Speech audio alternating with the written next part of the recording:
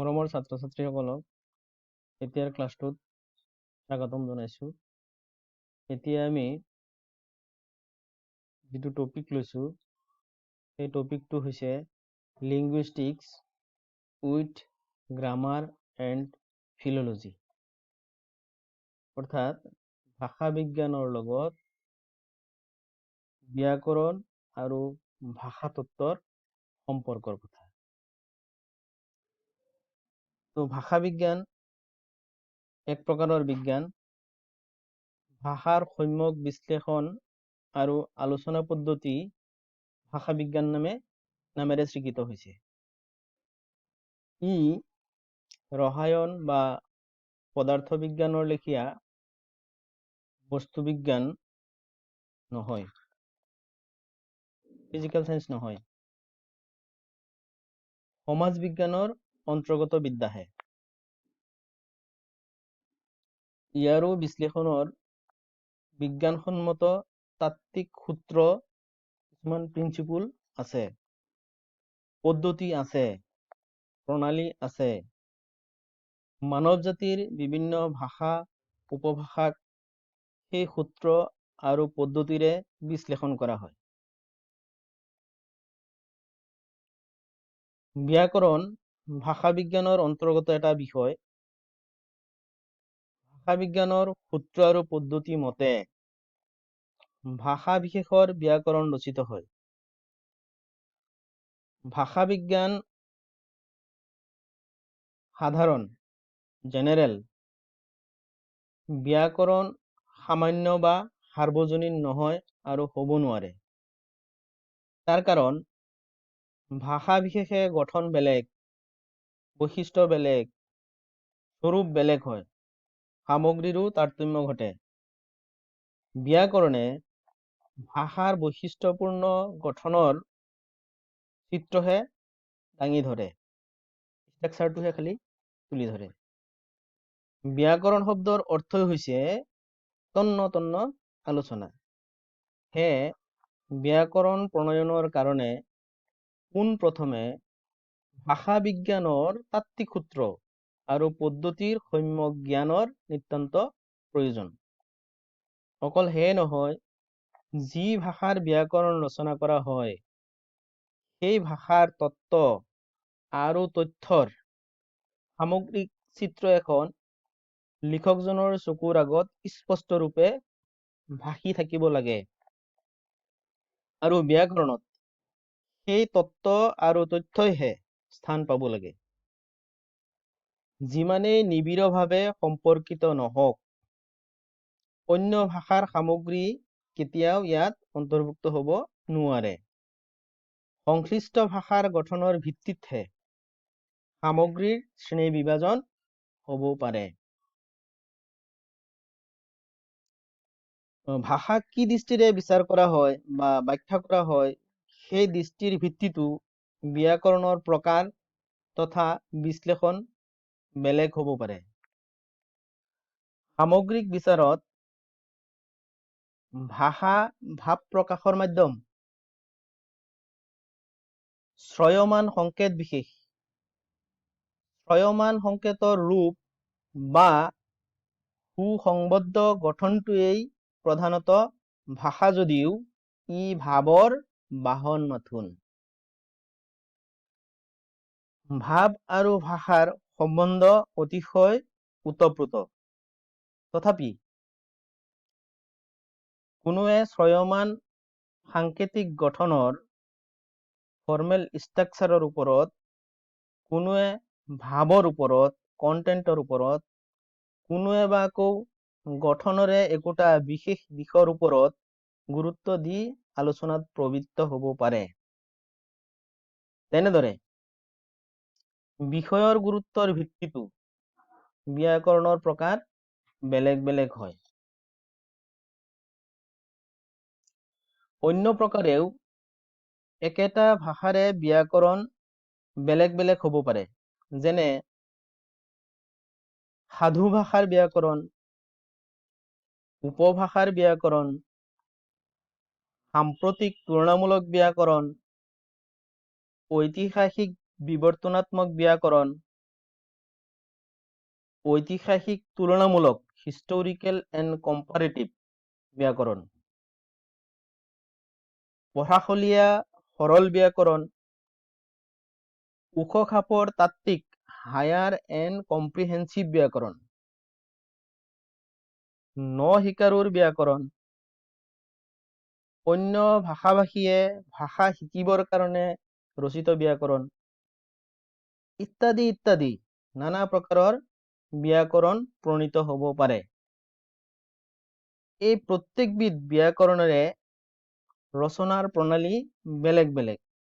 গতিকে কি ব্যাকৰণ ৰচনা কৰা হ'ব তাক আৰম্ভণিতে স্পষ্ট কৰি নললে তত্ত্ব আৰু তথ্যৰ দিশত শুদ্ধ হলেও সেই ব্যাকৰণ কেতিয়াও ত্ৰুটিহীন আৰু বিজ্ঞানসন্মত হ'ব নোৱাৰে।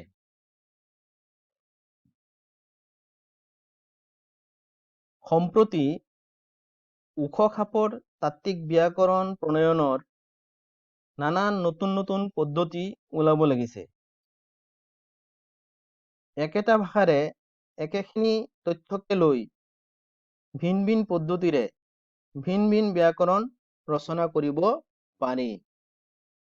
যি পদ্ধতিত যি ব্যাকৰণকে ৰচনা কৰা নহওক, ব্যাকৰণ লিখকে সামগ্ৰী বেলেগ ধৰণে সজাব পাৰে, বেলেগ ধৰণে ব্যাখ্যাও দাঙি ধৰিব পাৰে।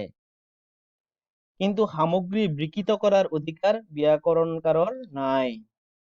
যি পদ্ধতি গ্ৰহণ কৰিলে সামগ্ৰীৰ ব্যাখ্যা বিকৃত হয়, সেই পদ্ধতি সেই ভাষাৰ কাৰণে কেতিয়াও উপযোগী হ'ব নোৱাৰে। সেই কাৰণেই প্ৰথমে উদ্দেশ্য নিৰ্ণয় কৰি সেই উদ্দেশ্যৰ লগত খাপ খোৱা তথোপযোগী পদ্ধতিৰে ৰচিত ব্যাকৰণেই ভাষা বিজ্ঞানসন্মত ব্যাকৰণ বুলি স্বীকৃত হ'ব পাৰে। ভাষাৰ আলোচনায় সদায় এটা লজিক অৰ্থাৎ ব্যাকৰণ মানি চলে। ভাষাৰ আলোচনাত অনুভূতি, কল্পনা আৰু আবেগে স্থান নাপায়। সেইবাবে ভাষাৰ আলোচনাই এক সুকীয়া বিজ্ঞানৰ দিশলৈ গতি কৰিছে। সাম্প্ৰতিক কালত ভাষাৰ আলোচনাক ভাষা তত্ত্ব, ফিল'লজি আৰু ভাষা বিজ্ঞান, লিংগুইষ্টিক্স এই দুটা সাম্ৰাজ্যই দখল কৰিছে। তাৰ ফলত ভাষা আৰু সাহিত্যৰ পাৰস্পৰিক সম্পৰ্ক এক প্ৰকাৰে হেৰাই গৈছে। অৱশ্যে সম্প্ৰতি পাশ্চাত্যত ভাষাৰ গঠন ৰীতিৰ ষ্ট্ৰাকচাৰৰ ওপৰত হোৱা আলোচনা পদ্ধতিৰ পৰা গঠনবাদ বা সংযুতিবাদ নামৰ এবিধ সাহিত্য আলোচনাৰ পদ্ধতিয়েও বিকাশ লাভ কৰিছে।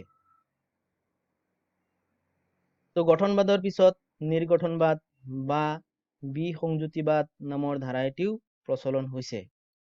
এইবোৰৰ আলোচনা পদ্ধতিৰ ভিত্তি ভাষা বিজ্ঞান যদিও সৃষ্টিশীল সাহিত্যৰ মাজেদি প্ৰতিফলিত হোৱা মানৱ মনৰ কল্পনা, আবেগ আৰু অনুভূতিক বৈজ্ঞানিক শৃংখলাৰে বিশ্লেষণ কৰিব নোৱাৰালৈকে সেই পদ্ধতিৰ আলোচনা সাৰ্থক হোৱা নাই বুলি প্ৰত্যয় জন্মাইছে।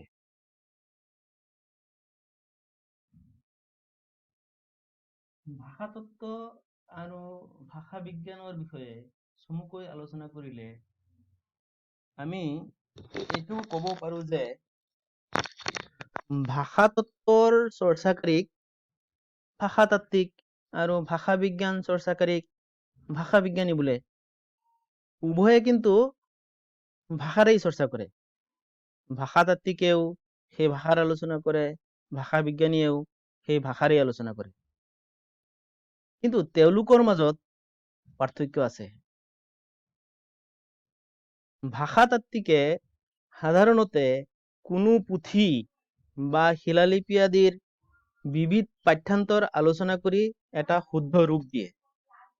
তাৰমানে ভাষাতাত্ত্বিকে সাধাৰণতে কোনো এটা পুথিৰ পৰা বা কোনো শিলালিপিৰ পৰা তেওঁলোকে এইটো কি কৰে, পাঠ সংগ্ৰহ কৰে, সংগ্ৰহ কৰি সেই পাঠটোৰ যিটো আলোচনা, সেই আলোচনাটো তেওঁলোকে শুদ্ধ ৰূপত নিৰ্ণয় কৰে। ভাষাতাত্ত্বিকে ভাষাৰ লগত সংশ্লিষ্ট সাংস্কৃতিক পটভূমি, তাৰমানে এজন ভাষাতাত্ত্বিকে তেওঁ পাঠ্যান্তৰ আলোচনা কৰিবলৈ যাওঁতে সেই ভাষাটোৰ লগত সেই ভাষা সম্প্ৰদায়ৰ যিটো সাংস্কৃতিক প্ৰেক্ষাপট আছিল, সাংস্কৃতিক যিটো পটভূমি আছিল, সেই পটভূমিটো তেওঁলোকে বিচাৰ কৰে। ইয়াৰ পটভূমিটোৰ সাংস্কৃতিক সেই পটভূমিটোৰ যি তাৎপৰ্য, সেই তাৎপৰ্যটো তেওঁ তাত বিশ্লেষণ কৰিবৰ কাৰণে চেষ্টা কৰে। গতিকে এই ভাষাতাত্ত্বিকে ভাষাৰ লগত সংশ্লিষ্ট সাংস্কৃতিক পটভূমি আৰু ইয়াৰ তাৎপৰ্য ইত্যাদি কামত ব্যস্ত থাকে। তেওঁ এই ভাষা তত্ত্বৰ চৰ্চাকাৰীজনে কি কৰে, তেওঁ ভাষাৰ লিখিত ৰূপৰ অধ্যয়ন কৰে, কথিত ৰূপৰ ওপৰত নহয়। ভাষাতাত্ত্বিকে কোনো এটা ভাষাৰ লিখিত ৰূপৰ অধ্যয়নহে কৰে, কথিত ৰূপৰ ওপৰত নহয়। ভাষা বিজ্ঞানীয়ে ভাষাৰ কিন্তু লিখিত আৰু কথিত দুইটা ৰূপত অধ্যয়ন কৰে। এজন ভাষা বিজ্ঞানীয়ে ভাষা এটাৰ লিখিত ৰূপত আৰু কথিত ৰূপত বা উভয় ৰূপত তেওঁলোকে কি কৰে, আলোচনা কৰে। ভাষাৰ গঠন প্ৰণালী ভাষা বিজ্ঞানীয়ে আলোচনা কৰে। কোনো এটা ভাষা কেনেকৈ গঠন হল এই সম্পৰ্কে আলোচনা কৰে। ভাষা তেওঁৰ বাবে নৈসৰ্গিক বস্তু। ভাষাটো ভাষা বিজ্ঞানীৰ বাবে এটা নৈসৰ্গিক বস্তু। কিন্তু ভাষাতাত্ত্বিকে ভাষাক এটা নৈসৰ্গিক বস্তু হিচাপে গ্ৰহণ নকৰে, বৰঞ্চ কোনো দেশৰ সাংস্কৃতিক অংগ হিচাপেহে চায়। তো আমি চমুকৈ ভাষা তত্ত্ব, ফিল'লজি আৰু ভাষা বিজ্ঞান, লিংগুইষ্টিক্সৰ বিষয়ে এইখিনি কথা ক'ব পাৰো। তো আমাৰ মৰমৰ ছাত্ৰ ছাত্ৰীসকলে ইয়াত যদি কিবা খোকোজা থাকে, কিবা যদি অসুবিধা থাকে, কিবা যদি কুৱেশ্যন থাকে, তেতিয়াহ'লে মোৰ লগত ডাইৰেক্ট যোগাযোগ কৰিবৰ কাৰণে আমন্ত্ৰণ জনাইছো। মোৰ যিটো ফ্ৰণ্ট পেজ, সেই ফ্ৰণ্ট পেজত মোৰ মোবাইল নাম্বাৰ দুটা দিয়া আছে, দুইটাতে হোৱাটছএপ আছে আৰু ইমেইলো দিয়া আছে। গতিকে সেই ইমেইলতো তেওঁলোকে যোগাযোগ কৰিব পাৰে। আৰু এইখিনি বস্তুৰ কাৰণে কি কি কিতাপ পঢ়িব লাগিব সেইখিনি কথাও যদি কোনোবাই সোধে, মই সেই লিংকটো দি দিব পাৰিম। গতিকে মই আজি এই পাঠটো সংক্ষেপতে ইয়াতেই সামৰিছো। ধন্যবাদ।